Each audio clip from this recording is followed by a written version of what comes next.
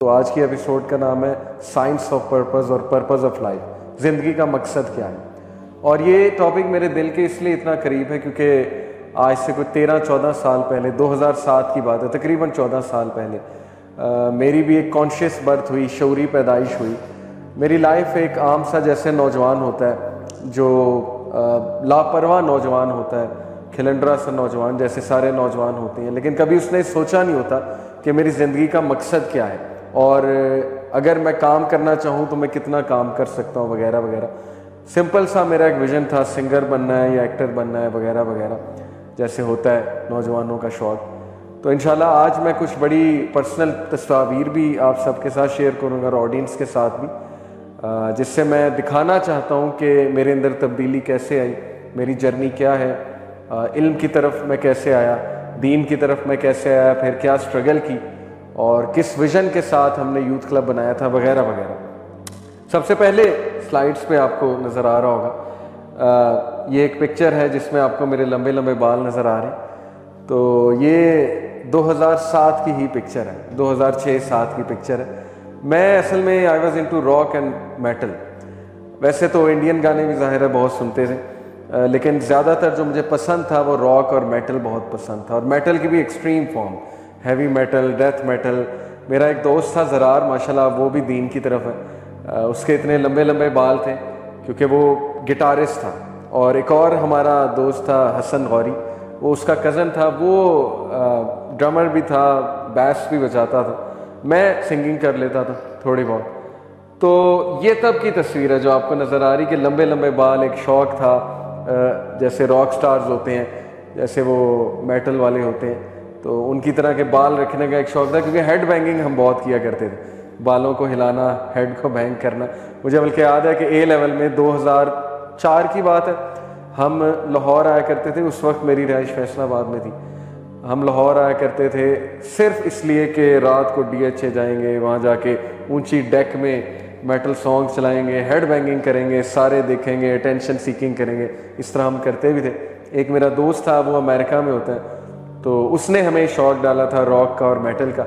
बहरहाल हम DHA आते थे, आकर गाड़ी खड़ी करते थे, उसने डेक लगा देते थे अपनी गाड़ी में। उस वक्त उसके बाद मुझे याद है सिविक थी कि करोला थी गालिबन, तो फुल ऊंची गाने लगा के हम हेड बैंगिंग किया करते थे। तो ये तब भी ऐसे ही मेरे बाल होते थे हेड बैंगिंग के लिए, मुख्तलिफ किस्म की हम हेड बैंगिंग करते थे। एनीवे, तो यूनिवर्सिटी में ही मैं मशहूर था कि ये एक मतलब इस टाइप का म्यूज़िक सुनने वाले लोग हैं।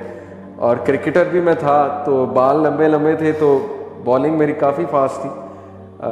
शुरू में मुझे अली बॉलर के नाम से, बल्कि अभी तक अगर आप यूनिवर्सिटी में जाएंगे जी की, काफ़ी लोग अली बॉलर के नाम से जानते हैं।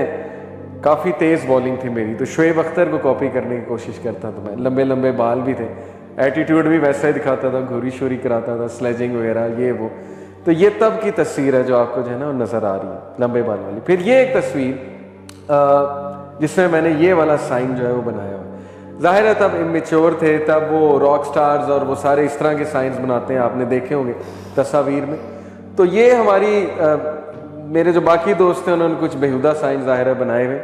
अब ये सारे मैच्योर हो गए, इनके बच्चे हैं, तो खैर एनीवे, तब मैं दिखाना ये चाह रहा हूँ कि चूँकि उस दौर में हमें पता ही नहीं था ये साइंस हैं क्या, इनका मतलब क्या है, लेकिन वो शो में अटेंशन सीकिंग में बंदा कर लेता है। तो मैं यहाँ पर जो है ये बिल्कुल नीचे लेफ्ट पे आपको नज़र आ रहा है, और मेरे साथ राइट पे ज़रार है, लंबे लंबे बालों वाला ज़रार भी आपको नज़र आ रहा होगा। उसने बल्कि जो शर्ट पहनी हो AC/DC की पहनी है। AC/DC एक बहुत मशहूर बैंड इसका, रॉक का और जो है वो मेटल का। तो बहरहाल ये सारी मुझे चीज़ें इसलिए बताएंगे पास्ट में हम ये सुनते रहे। तो एनीवे, ये जो मैंने साइन किया हुआ, तब हमें नहीं पता था इसका मतलब क्या है, लेकिन ज़ाहिर है कि सारे रॉक स्टार्स करते थे, हम करते थे। ये अबासीन एक होटल था वहाँ पे झील पे, वहाँ हम हाइकिंग करके गए थे सारे। ये बिल्कुल शुरू की बात है, जब GK में हमारा एडमिशन हुआ था।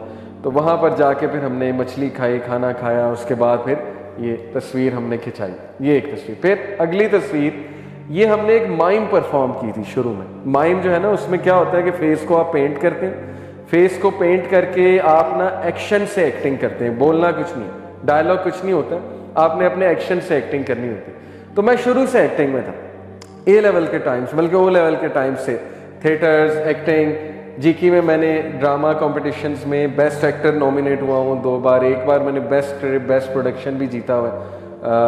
हमारे वो पीटी के बहुत बड़े एक्टर हैं तौकीर नासिर साहब, उनकी एकेडमी भी है इस्लामाबाद में, उन्होंने मेरे ड्रामे को फर्स्ट प्राइज़ दिया था। बड़ा अच्छा ड्रामा था, पेविस्ता है शजर से उम्मीदें बाहर है। ये दीन में आने के बाद मैंने ड्रामा किया था थिएटर में विदाउट एनी म्यूज़िक। हमने कायम करके दिखाई मिसाल के without music, without any female actress drama हो सकता है। तो हमने वो करके दिखाया और फर्स्ट प्राइज़ जीत के दिखाया। और हमारे मदे मुकाबिल ऐसे ऐसे ड्रामाज थे मैं आपको बता नहीं सकता, जिनका बैकड्रॉप, स्टेज, एक्टर्स कमाल थे, लेकिन अल्हम्दुलिल्लाह ओरिजिनलिटी की बेसिस पे हमें फर्स्ट प्राइज़ मिला। 2010 की ये बात है। एनीवे ये काफ़ी पुरानी पिक्चर है, इसमें आप देखें मैंने भी पेंट किया हुआ अपना चेहरा, साथ में बहुत राइट पे आपको ज़रार भी नज़र आएगा, उसने इस तरह किया हुआ है इमेच्योरिटी में। तो ये बड़ा एक यादगार मौका था, माइम की थी हमने पहली बार, जीकी में स्टेज एंट्री थी ऑडिटोरियम में। तो ये एक मेरा बैकग्राउंड मैं आपको बताना चाह रहा हूँ। उसके बाद जो पिक्चर है 2007 की, ये ऊपर इसके लिखा भी हुआ है 24 सितंबर 2007, टाइम भी लिखा हुआ है। टाइम अगर मैं पढ़ूँ मेरा ख्याल 3:25 है गालिबन, काफ़ी छोटा लिखा हुआ है। एनीवे ये पिक्चर मैंने खींची और 25 सितंबर 2007 को आप देख सकते हैं मैंने फेसबुक में डाली, यहाँ आगे डेट भी आ रही है फेसबुक की। ये मेरा बेस्ट फ्रेंड है जिसका नीचे कमेंट है, चाइल्डहुड फ्रेंड, जिसको आप कहते हैं कि केजी का, किंडरगार्टन का फ्रेंड है मेरा। अब ये अमेरिका में होता है, अमेजॉन में, काफ़ी माशाल्लाह बड़ी पोस्ट पे है, इरफान। इसका कमेंट क्या आया है देखें, ये ऐसे ही कमेंट आते हैं जब हम मौलवी बन जाए ना। मैंने टोपी चढ़ाई एकदम, ठीक है, मेरा पहला अटायर ये था, टोपी चढ़ाई, शलवार कमीज़ पहनी, क्योंकि मौलवी बनने के लिए एक जेस्चर तो देना होता है ना कि अब मैं मौलवी हो गया, तो जाहिर है वो एक अटायर से देना होता है। मैंने टोपी पहन ली, फुल शराफत शो की, मैंने कहा जी अब मैं छोड़ दिया, म्यूज़िक भी छोड़ दिया, सब छोड़ दिया। एनीवे मैंने वो पिक्चर लगाई। कमेंट इसका पहला आया, ड्यूड आर यू सिक, कि तुझे क्या हो गया है, तू बीमार है, क्या मसला क्या है तेरे साथ। फिर उसने खैर खुद ही कहा लॉल किडिंग, वो तो बचपन से ही है, यानी मजाक किया कि ये तो सिक तो बचपन से ही है। यानी उसे यकीन नहीं आया मेरे दोस्त को, उसने कहा शायद मजाक में लगाई, शायद इसने कोई प्रैंक करने के लिए ये तस्वीर लगा दी है कि ये मौलवी हो गया। तो खैर उसे नहीं पता था कि पक्का पक्का मौलवी हो गया, उसे अभी तक यकीन नहीं आता। अक्सर जब मुझसे मिलने आता है कहता है मैं आई कांट स्टिल बिलीव कि तू मौलवी हो गया, लेकिन अप्रिशिएट करता है, पसंद करता है, मुझसे सवाल पूछता है माशाल्लाह। वही लोग जो तब मजाक उड़ा रहे थे वही लोग अब हमसे सवालात पूछते हैं माशाल्लाह, वही लोग अब दीन में इंटरेस्ट लेते हैं, इज्जत करते हैं। मेरा एक दोस्त था CDS वहाँ की सोसाइटी थी, कल्चरल ड्रामेटिक एंटरटेनमेंट सोसाइटी, उसका वो प्रेसिडेंट था। ये बहुत बड़ी बात होती है उधर इस सोसाइटी का प्रेसिडेंट होना, लोग इसके लिए बहुत पापड़ बेलते हैं। उसको मैं जाता था, समझाता था कमरे में जाके, पर्सनल लेवल पे प्यार से हाथ पकड़ के कि यार ना कर, ये वाला इवेंट ना कर, इस तरह भी हो सकता है ये इवेंट, म्यूज़िक ना कर, लड़कियों को ज़रा बहनें हैं उनको ना इस तरह से मतलब डांस कराओ, ये वो समझता था माशाल्लाह, खैर थी उसमें बहुत। लेकिन ज़ाहिर है प्रेशर में, पीयर प्रेशर, आपको पता है प्रेशर होता है लोगों पे, ज़्यादातर लोग प्रेशर में करते हैं, अंदर से उन्हें पता होता है गलत है, लेकिन बस फ्लो के साथ लगे होते हैं, प्रेशर में लगे होते हैं। कभी कभी लड़ाई भी हो जाती थी, कभी कभी गुस्से भी हो जाता था मुझ पर, नज़रें भी चुराता था, मतलब मैं इतना उसे समझाता था। कैफ़े में बैठा होता था, उठ के चला जाता था मुझे देख के, लड़ाई हो जाती थी। तो मज़े की बात ये अल्लाह की तरफ से कि आज से कोई 4 साल पहले, 2016 की बात है, 5 साल पहले, फेसबुक पे उसका मुझे मैसेज आता है ग्रेजुएशन के 6 साल बाद, और वो मेरा शुक्रिया करता है कि अली भाई उस वक्त की जो बातें आपने मुझे की थी ना, वो आज सारी मेरी रील चली। क्यों चली? उसका एक्सीडेंट हुआ और वो हॉस्पिटल में था उस वक्त। वो मुझे हॉस्पिटल से मैसेज करता है, मैसेज अभी तक मेरे पास है, कहता है कि आपकी सारी बातें आप मुझे याद आ गई। ये है असल में जब अल्लाह ने किसी को लाना होता है ना, कोई हादसा होता है, फिर बंदे को बातें याद आती। इसलिए मैं हमेशा हमारे नौजवानों को, आप सबको कहता हूँ कि दावत देना ना छोड़ो। दावत का मकसद अगले को कन्विंस करना है ही नहीं, दावत का मकसद है उस तक मैसेज पहुँच जाए। वो क्लिक कब करेगा ये अल्लाह को पता है। मेरी ज़िंदगी में इतने लड़के हैं, इतने दोस्त हैं। फैसलाबाद का मेरा एक दोस्त था, उसको मैं नमाज की दावत देता था जब मैंने पढ़ना शुरू, नहीं पढ़ता था। एक टाइम आया कि वो गुस्से होने लग गया मुझ पर, नमाज जान के उसने ना पढ़नी शुरू कर दी। हम जाते थे बाज़ार, मेरे साथ वो बाइक पे होता था, पीछे बैठा होता था, मैं बाइक रोकता था, बाइक रोक के उसे कहता था कि नमाज पढ़ते हैं, क्लियर इनकार कर देता था। एक टाइम आया मैंने उसे कहना ही छोड़ दिया, कंफर्टेबल हो गया मैं उसके साथ। वो बाहर वेट करता था बाइक पे, नमाज नहीं पढ़ता था, आप अंदाज़ा लगा लें, बस अल्लाह की तरफ से तौफीक नहीं थी। मैं नमाज पढ़ के आ जाता था, वो नमाज ही नहीं पढ़ता था, बाइक पे वेट करता रहता था। आज वही लड़का माशाल्लाह 5 वक्त का नमाजी, तकरीबन आज से 9-10 साल पहले की बात बता रहा हूँ कि वो ऐसा था। क्यों?